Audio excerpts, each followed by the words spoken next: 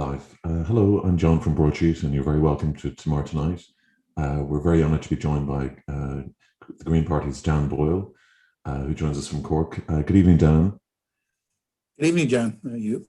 I'm very well. Dan has a column in today on the site today about otters and the Brides River in Blackrock, Cork. River Bride, yeah, it seemed to cause a lot of traffic on social media. Yeah. It's an issue that people are taking to heart. We'll see where it goes. I think it's one of those issues that kind of hit towards whether we continue doing things the way we've always done them or we do them differently. But we'll see how it goes. I can see it going down a legal road, and we'll see what happens after that. Tell me about the OPW. You said I'm not a fan. I'm not a fan. No. The OPW is a strange animal because it's got a number of functions. It's responsible for heritage buildings, which I think they do quite a good job on. They're also responsible for public buildings like schools and Garda stations. And they have this third role, which is as a flood protection agency.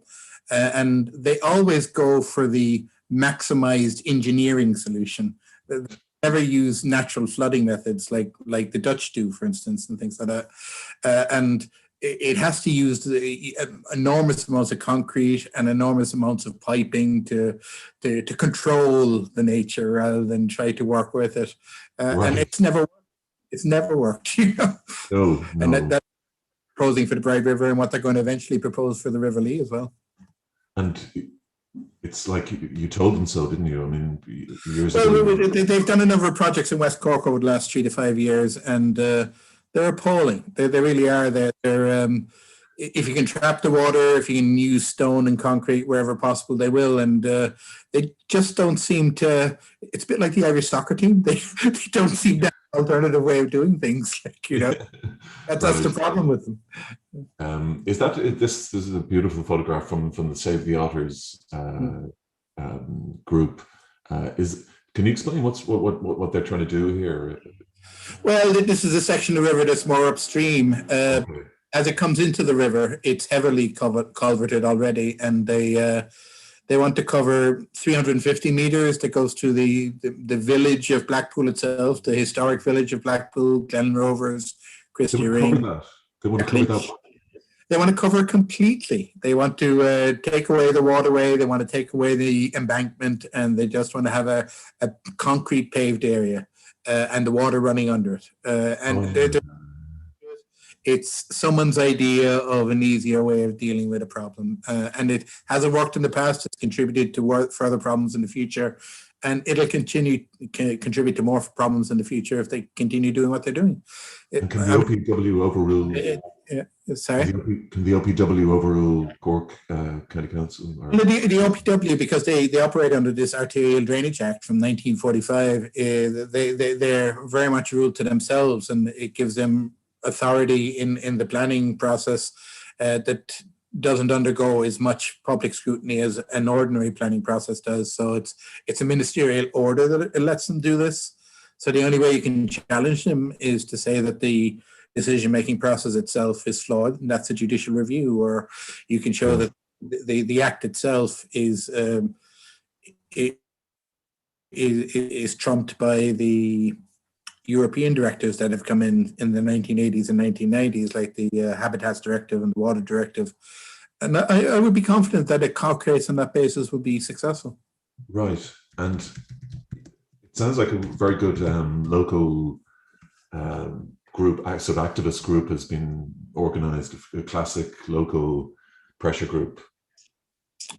Well, the group, as you would call it, were only formed through a virtual meeting last week. It's very much a person who has been doing all the analysis, who's been looking at the otter numbers, who's been kind of looking at the effect of previous culverting, someone who lives directly on the river itself, and that's been managed in the past and is equally appalled, and even if not more so, as to what's proposed to do with its future. So it takes the committed individual to create the groups, to create the pressure to bring about these issues, I think. Yeah, but you've already raised like 700 quid for the legal I mean, 7,000, yeah, in 7,000. 3 days. In 3 days, Yeah, no, that's yeah, great. yeah. Yeah, but as you probably know yourself, John, if you're talking about illegal action, you're talking about tens of thousands Of course, and multiple thousands. But of it's a course. start, and Yeah, no, that's a great start, and I'm sure you'll find there'll be a lawyer, an otter-loving lawyer among your number. that is the hope. That is the That hope. is the hope. Okay. Should we go to? Oh yeah, sorry. I just want to play Alan Kelly today with Donnelly, with Stephen Donnelly. I'm not sure if you saw it. I mean, it was last week. Kind of theatre, You know, but he's certainly getting picked on, isn't he, Donnelly? I'll just share the screen here. Sorry about this. I won't play the whole thing because it's 5 minutes. I asked you how many vaccines were going to arrive the last week of March and the first week of April. And I'll quote you. You said, I am more than happy to get the deputy a note on that. What I can tell him is by the end of March, which in the next 5 days, we expect to receive in excess of 1.1 million doses. So I never received any note, Minister. So what's the point in even coming in here? I actually wrote to you that evening and reminded you to supply me with a note. I actually wrote to you again yesterday, reminding you again because of today to give you another chance. Ignored. Now, you're Minister for Health. You report to this Dáil. It is absolutely irrelevant. And this whole charade is a waste of time if you're not actually going to answer questions. And what's the point in saying you'd be more than happy to give me a note? You never give notes, despite being reminded. And what you said to the previous deputy in relation to figures is rubbish. Transparency is your friend here. Giving out the estimates is what you should be doing. The fact that you come in here into the Dáil and say that you don't want to give it out isn't acceptable. The Taoiseach went further than you yesterday. And by the way, he's also writing me a note today in relation to the figures that the previous deputy asked for. So he can give it to me, but you can't give it to the Dáil. What the hell is going on here? You're responsible to Dáil Éireann.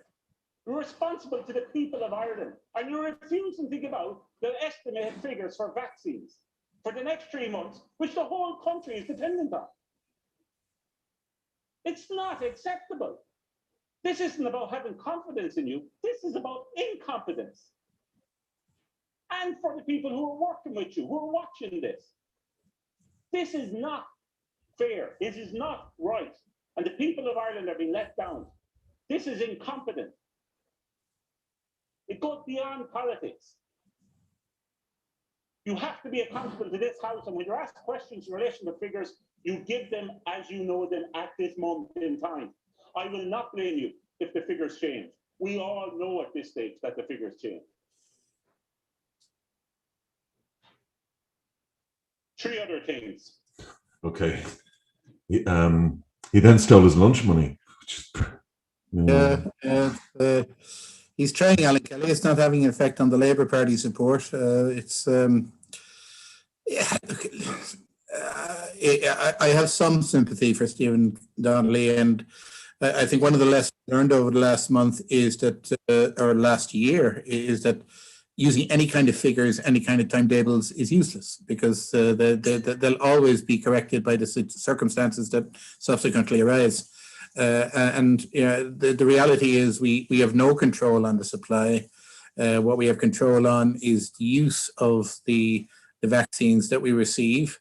And there can be legitimate questions as to whether it's being done competently or not. There are issues about the use of vaccines. For instance, the report into the Coombe about the doctor who took for himself and his family the vaccines in the Beacon, the involvement of the chief executive of the VHI. Those are legitimate questions. Those are things that should not happen. Those are things that people are ultimately accountable for. But the actual supply, the actual numbers, and how and when they'll be available, no one has control over that. Yeah. least of all Donnelly, I guess, you know. Yes. But he's really getting beaten up, isn't he? I mean, over this, It's a thankless job. It's hard to see anyone who goes into the Department of Health coming out well. Ironically enough, one article today I was pointing out that 18 years ago the Minister of Health was Micheál Martin. Yeah, yeah. And in fact, yesterday was the anniversary of the smoking ban. That's right, which is maybe his greatest political achievement. In fact, he's the only one who left kind of with. Yeah. At the time, I would have remembered he had a reputation for kicking the touch on most of the issues involved in the Department of Health, setting up working groups, review groups, Right. not making decisions. And I suppose the history of health administration in this country is all about avoiding the hard decisions.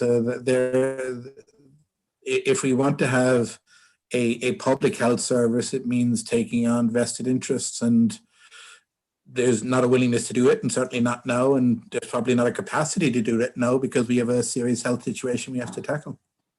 Yeah. Could I play you a little bit today from Anne Rabbitte, Sure. who's a junior minister at the Department of Health? Extraordinary. She's sort of turned on her department effectively. Can you hear that okay? I want to apologise to the families who watched the RT Primetime Investigates programme last week, and for any upset that was caused, and for any of the questions I couldn't answer here today. It is my ambition to get those answers and to put them into the public domain, because I believe that's how we will build trust and ensure that there's transparency there, Chair. So I will start there. And I wish to thank the deputies who made contributions today. And I agree that upholding the rights of the most vulnerable members of society is of the utmost importance. And I'm very conscious of the utmost and the recent allegations have caused to the parents and the families. And I firmly believe that the whistleblower has an important role in raising matters of public concern. And I acknowledge the actions and the many brave people in coming forward to raise their concerns. And I will end by stressing that very serious allegations have been made against the department, and a review is underway. And as we say, directed by the Secretary General, which will provide factual detail related matters to these matters. And it's important, however, to emphasise these allegations of a similar nature have already been examined by the Senior Independent Counsel, which I am looking for it to be published and made available to all. But saying that, that was before the revelations that came on RTE radio this morning. And in future consideration, we will need to be given across all parties on how transparency and whole of litigation process can be improved. And I do want to read into the record the questions that I asked myself of my department last Thursday evening before I actually watched the show. So it's important to put this in context and just to share with the members here. Sorry, Dan, I won't go on with that, but essentially what she seems to be misled a little bit by her department about what they knew ahead of this investigation. I think there is still a culture of protection in terms of government, permanent government, in terms of accountability, in terms of making sure that whatever information needs to be got out is got out, even, what are we, 25 years into freedom of information, and it's still pulling teeth in a lot of respects. But actually, I think Anne Rabbitte is adopting the proper approach. In the past, it's been expected that ministers are meant to defend the historical role of their departments. And if changes can be brought about in any way, it's important that ministers do challenge bad behaviour, bad practice, as and when they recognise it happening, and try to correct. Obviously, there's an ongoing responsibility for the department, but the ministers, whether they're a junior minister or a senior minister, they have a responsibility to try to make it better. And they shouldn't be, I think, it probably sounds a bit strange, but too often the political people end up carrying the can for the sins of the permanent government, and we need to get away from that type of accountability in our system. I would say Roderick Gorman should be more critical of his department. For instance, for example, sorry, that I don't want to get it. Yeah, well, I agree. I mean, ironically, Anne responsibility for disability, but she's she's in Roderick's department and the Department of Health, so it's meant to give her a wider responsibility. But ironically, Anne was saying that survivor groups were being weaponizing victims over the mother and baby home, and then on this, I think she's becoming aware of how deeply weird these departments are, and in terms of they're just and sometimes when you describe the permanent government, there's a few problems in terms of the skill base in terms of our civil service. First of all, we still have a situation where civil servants are generalized in their skills rather than specified in their skills. We've made some movement in that direction, but there needs to be more. We've too many generalists. We have too few experts. The example I keep showing is that when we were in government last, at the height of the banking crisis and the international financial crisis, there was one actuary in the Irish civil service, one actuary, and that the basis of all the assessments about how you deal with the problem as it was and how you could look into it in the future was resting on that person. Otherwise, we came into the situation where you pay for consultants to do that work, and we still rely too heavy on consultants who very often for their services on the basis the government wants to be told what they're being paid to hear. God alive, that's one actuary. No wonder Lennon was up and visiting McWilliams and stuff. I mean, trying to get any information anywhere. Should we go on to the papers, Dan? Yeah, sure. We open with the Irish Sun, who lead with the Dubs training shenanigans. I think they should be back in the All Ireland, John. Actually, I think that's the only response we can have. No Dublin in the All Ireland. Yeah. No All Ireland this year. Take one of them away. Go back to 5 in a row. I don't really know what to say about it. I mean, well, I mean, Cork and Down were caught beforehand, and the managers have already got 12 weeks and 8-week bans, and Dublin County Board of the GAA have decided that the Dublin manager should have a 12-week ban. But there's an assumption that a lot of these training camps are happening all over the country, not only at county level, but at club level. And it kind of makes mockery of the decision of playing to a timetable, if you pardon the pun, that only outlined yesterday. Yes. Yeah, no, and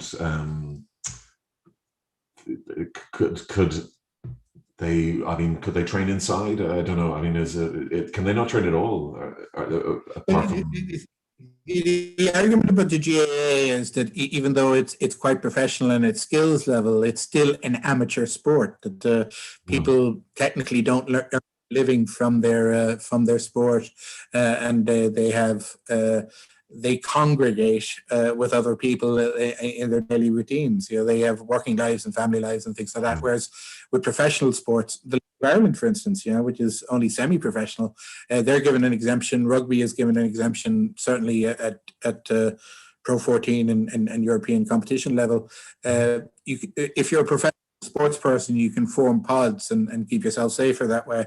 It's felt that can't be done in the GAA, and that's why they've been held at a distance until now. Okay, I got it now. Okay, I understand.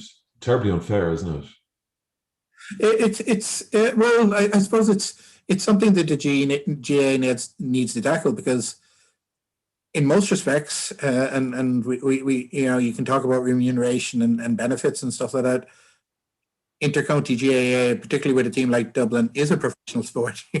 They most of their time at it, and they work at work, and that facilitates them being involved in sport 80-90% of their time, I think. Right. It's a bit like the kind of early 90s in rugby, isn't it? Yeah, a bit like that. Yeah, a bit like that. Yeah, I mean, within one generation, I remember you'd go to an Irish rugby game, and the professions like solicitor, the accountant, the players. Yeah. you know. Yeah. And then one generation later, it was all bad and whatnot. You know? And you had to have 3 initials with your name on the program Yeah, as well. yeah. The odd one from Queen's, you know, so Queen's University, they would always have a few initials as well to help them along their way. So the Irish Examiner class issue hits schooling for children with autism. So this is more about autistic children, students with diagnosis. I found this curious. It almost sounds like reverse snobbery in the article itself. It seems to be saying that DESH schools, which are schools that are funded because they serve largely disadvantaged communities, and their student base are disadvantaged in terms of economic background, are catering for children with a middle class and higher income background with special needs. I'm not too sure why that's a problem, to be honest. Yeah, right. But someone seems to have a difficulty with it, and it's causing some consternation with some people. It's obviously an issue that's going to develop in ways, but Very strange. Dublin 6 is the worst in the country. One person said, "We're too posh. We're so high up in the league tables, we couldn't afford to have an autism school." Well, isn't Dublin 6 one of the areas that they created a sub area within it, 6W and stuff like that, to segregate it even further? Yeah, it's very strange, isn't it? Sorry, my internet connection is a little bit weak tonight. So hundreds of vaccine appointments wasted. I think we covered a bit of that, didn't we? Yeah, well, there was a portal that's been taken down and stuff like that, and people who there wasn't a password access to it, and people could produce materials in terms of identification or to claim who they were and who they weren't. That has been abused to a certain extent. I'm not too sure what the numbers are. The Paul Reid and the HSE are saying that the numbers are not significant. The article here is saying hundreds, but it feeds into a narrative that people are saying that this is something that, you know, the HSE and the state better get right, because it's the vaccine rollout has to be the ultimate in fairness. The ultimate in fair in equitable delivery. Yeah, I mean, we've seen the Beacon, we've seen the Coombe, and we've seen the VHA involvement, and that will create the impression that who you know and what you know will get you better access than what your medical need is and what your vulnerability status is as well, and that shouldn't be the case. No. Well, we wish them all the side effects that they can possibly get. Oh, gosh. Okay. Vaccine shambles, Sinn Féin taking pot shots. Yeah, it seems to be. Although the central story in this is that we already have Parky Queeve opened and City Hall is opening tomorrow on Good Friday of all days. So I despite the negative headline and the political pot shotting, I see that as a good story. It's there are now 2 major centres in Cork City where large numbers of people can get vaccinated, and hopefully in a hurry. Right. In the are they using the council chamber, or is it? It's well, the City Hall has a hall, and it's one of the better features. City Hall. It's quite large, and they've for about a month now they have erected a tent access, and they've segregated areas within the main hall itself in which people can be vaccinated. By the looks of it, possibly 50, 60 people at a time. So they should be able to get through relatively large numbers, a bit like the Helix in Dublin. Yes, and it's by appointment, is it? I think they're contacting people at this stage. That it's a mixture of people over 70 and people with vulnerabilities in terms of their health conditions. So I'm anticipating May myself, but we'll see. Probably July. We'll see. I was speaking to somebody who was they were predicting next winter for them. So Well, with Johnson and Johnson coming on stream and other vaccines being available, the objective is 80% of the adult population having a first jab by the end of June, which is ambitious, but it's doable.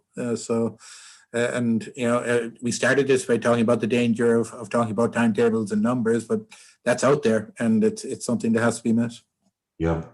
The Daily Telegraph. Sorry, I'm not share the screen. Daily Telegraph. Taxpayers funded EU factory at heart of vaccine row. I presume they mean British taxpayers. Yeah. Situation remains that the EU has exported 32 million to the UK, and UK hasn't exported anything to anyone. But once they're done, we're promised to get 3 or 4 million. So, geez. So. Yeah. COVID passports to be tested at the FA Cup final.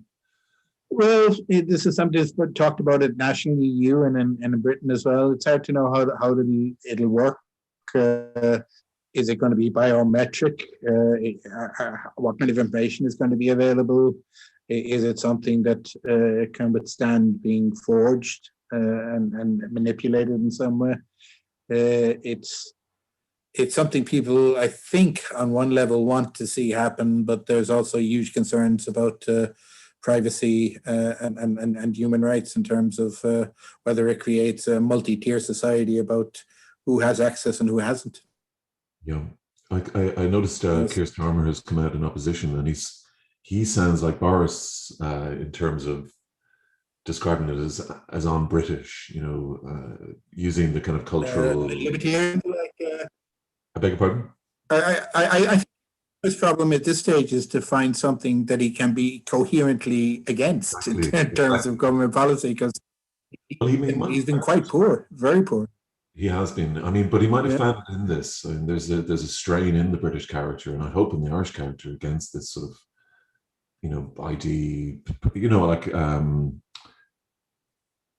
Well, Ireland doesn't have a national ID scheme, and there's been problems for several years.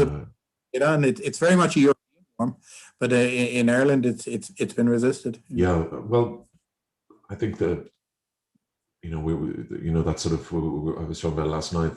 Your papers. We're not fond of that, as the British aren't, clearly. Well, yeah, there is a kind of a folk memory in relation to that. All right, yeah. I would imagine. Google urges its staff to return to the office. It's hard to know. I think this has to do with Boris's kind of approach to. People need to be working in office space, and I think there's probably a fear that the whole idea of property is going to go down a particular route. That building the construction industry has been let down projects about office building, about hotel building, about student accommodation, and not so much about housing. So. I don't think it's a bad thing that we move in a different direction and repurpose construction. Yeah, I'm inclined to think that the tower block in Cork is kind of at a sort of it was pre-COVID, in a sense, and may lay empty, I guess. I mean, if the commercial real estate market goes. Or be repurposed. It's going to be an interesting few years. But I mean, from a green perspective, we would argue anyway that there's more than enough work for construction industry and construction skills and retrofitting a lot of these buildings anyway to make them more energy efficient. So it shouldn't be lacking things to do with in an economic sense. It's just whether you can encourage people to realize that profitability and their viability can be properly purposed in a particular direction. Yeah, I wonder. I wonder about that tower block and number 10 report is green light for racists. This is the landmark report on racism in Britain, I guess. This is the mother decades ago. His name was, or no, that's an actress. Stephen Lawrence. Stephen Lawrence, yeah, that's Stephen Lawrence's mother. it seems an appalling situation. A report was commissioned to tell the government what they wanted to hear, and it wasn't even a whitewash, if you pardon the pun. It was kind of wanting to get out the message that not only were the British and British institutions not institutionally racist, but in fact they were the best out of the world at not being. It was so arrogant in its message and so dangerous in its effects. It seems to have been an appalling report. Right, and the experts weren't told they were being quoted, or well, it's hard to know. I mean, we have our own experiences as to how our own review groups and commissions are appointed, and what their terms of references are, and what they're likely to end up with. But this seems to be an appalling example of why bother, because you're just making a situation worse. You're just veering so far from an actual truth. And it's not that they were supposed to come up with a kind of a utopian left-wing version of what is racism and isn't, but to deny that racism exists is just untruthful. Yeah. Well, God, it was 1993, Stephen Lawrence. That was a long time ago, yes. Yeah, God, she looks very young. Dorian was a very young mother. Well, he was, what, he was 18 or something, or he was quite young? I think so, yeah, maybe even younger, I think like 17. Very young kid. God, the guys who did it were just, they looked like this guy, in fact, didn't they? Do you remember them coming out of court and they sort of laid into the photographers? Yeah, there's a real white supremacist angle. Yeah, this guy, the neo-Nazi joined the police. It shows what the vetting procedures are like. Exactly, yeah. Just one look at that geezer. Yeah. Expert named in race review weren't consulted. This is what I was just mentioning. You've got a friend in Niger. Oh yes, he's big into tree growing now, because apparently he's a consultant with a Dutch forestry group. And if only we grow all these trees, we don't have to tax anyone. And they kind of the Greens are really about will never happen because Nigel has it under control. So. Brilliant. It's like when Bertie joined Quilter or whatever that forestry concern. Bertie was a socialist, and it was himself and Joe Higgins who were the only two in the Dáil at the time, in the Dáil I was in. So he's gone green, but he's not woke. No. It's all about making money. Well, this is it. He looks very well, after his. He's a curious character. I actually think he's younger than I am. I think he's. Oh God. Something like that. I thought he was. He's got a look about him that he's close to retirement when he's probably younger than that. Yeah, God, alive. Yeah, an extraordinary kind of character. Dare we hope no more lockdowns? That's Britain. Well, it is the Express. Yeah. Public service, private gain. This is, again, it could be an Irish story, but at least 66 of David Cameron's ministers and officials found private sector jobs linked to their role in government within 2 years of stepping down. Yeah, well, it seems like a long time ago, but it wasn't. But the links between Davies and the National Treasury Management Agency in a proper legal system, I think, or a proper political system, or more mature political system, would be better exposed. I believe, that there wasn't suitable length of period in between leaving a state agency and going into a private sector job, and the private sector job was responsible for so much state business. There are huge questions there. I think so. Yeah. Also journalists getting, that it's kind of sad, really. A lot of that, journalists going straight into working for whoever, Yeah, well, that seems to be a pension for a lot of people, I think, because journalism is a very precarious profession. Yeah. We would have had an example with the Irish Nationwide Building Society and Michael Fingleton and the like, and he didn't face legal charges in the end. And one of the reasons was that many of the people in politics and many of the people in the media or several people in the media, were benefiting from low interest and no interest loans being given through the Building Society. And ethical questions about that 10, 15 years on. Yeah, yeah, I know a number of journalists who got houses from through your man, and at the time, being a journalist, you couldn't get anything. I mean, you couldn't say your car insurance was more expensive than anything. Huh? Yeah. Playing on the precariousness, of course. Yeah, yeah, yeah. Everything was, and impossible to even think of a mortgage. So pretty much any journalist who got a house got it from through him. And then when the market turned, I think a few of them lost their houses because they were over, whatever, David? 10 times the mortgage or whatever. This is for both of us, I think, Dan. In the Emojis? It's the no fart test. Worried you're no longer hip and trendy. If you use these, Dan, in your emails. Well, I tend not to, and when I tend to use them wrongly, I know I used a perplexed one a lot, but I've often mistaken that for being overtired or something. So it's, I never get the context right. So. No. Do you remember David Cameron? He thought that LOL meant lots of love. Lots of love instead of laugh out loud. That's right. So he's kind of like, I'm sorry to hear about the death of your, LOL. So anyway, how are you health-wise? No, I suppose I'm looking forward. I've always had a situation being an elected person that, and it is embarrassing, that you're considered. There's an element of what you do considered essential work.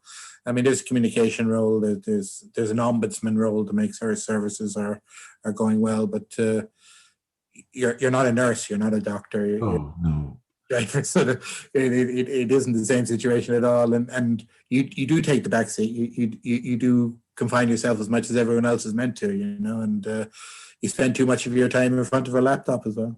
I'd say, but you're a secular priest there, aren't you? In the locale, that's. I mean, they must come to you for like people are just kind of freaked out. They see on the street, damn, what the hell's going on? Is that? There's an element to that. But I mean, there's the secular priest and there's the turbulent priest. Sometimes you got to get the messaging right, and that what it's about is unnecessary congregation, but it's also about giving people hope and opportunity and encouragement. And I'm very low down on the food chain, but these are the things that we have to get right, and we're not getting right, really. Yeah. Save the otters is what I say. Well, yeah, know your level, John. I think. This is it. Dan, thank you very much for joining us again, and hopefully next week you'll be with us. Dan's column is on the site today, and thank you very much for joining us. Okay, good night, Dan. You then. Good night.